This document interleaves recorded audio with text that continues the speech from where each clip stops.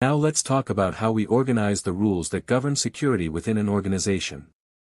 There's a hierarchy here, and understanding it is essential for both the exam and for actually building a functional security program. If you get this wrong, you end up with policies that contradict procedures, standards that are too vague to implement, and a whole lot of confusion.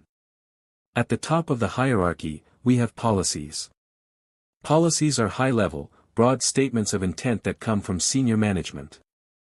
They answer the question of why we're doing something. A policy might say, we will protect customer data or we will maintain a secure working environment. Policies are mandatory, but they don't tell you how to do anything. They set the direction and establish expectations. They should be written in plain language that anyone in the organization can understand. Below policies, we have standards. Standards are the what. They translate the broad policy into specific, mandatory requirements. A standard might say, all customer data must be encrypted using AES 256 or all passwords must be at least 12 characters long. Standards are technical and precise.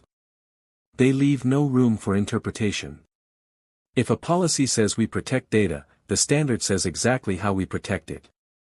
Below standards, we have guidelines. Guidelines are recommended practices. They provide flexibility. A guideline might say, it is recommended that users choose passphrase rather than simple passwords or consider using multi-factor authentication for administrative accounts. Guidelines are not mandatory, but they represent best practices. They help people make good decisions when there's no specific standard that applies.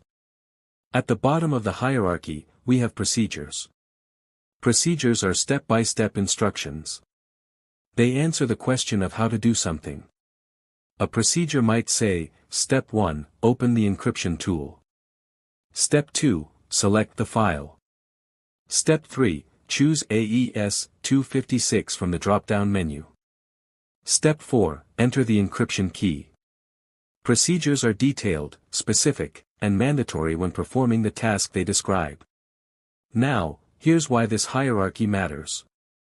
Every lower-level document must align with the higher-level documents. A procedure cannot contradict a standard. A standard must support the policy. If you have a policy that says we protect data, but your standard allows unencrypted transmission, you have a problem. The hierarchy ensures consistency and clarity. Let me give you an example of how this works in practice. A company has a policy that says, all remote access must be secure. That's the why. The standard then says, all remote connections must use VPN with AES 256 encryption and multi-factor authentication. That's the what. The guideline might say, it is recommended that users connect from managed devices whenever possible. That's a best practice.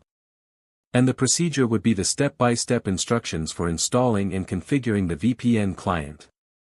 That's the how. Now here's an exam question. A document states, all administrative accounts must be reviewed quarterly and any accounts that have not been used in 90 days must be disabled. What type of document is this? This is a standard. It is mandatory and specific, but it is not a step-by-step procedure. It tells you what to do, not how to do it.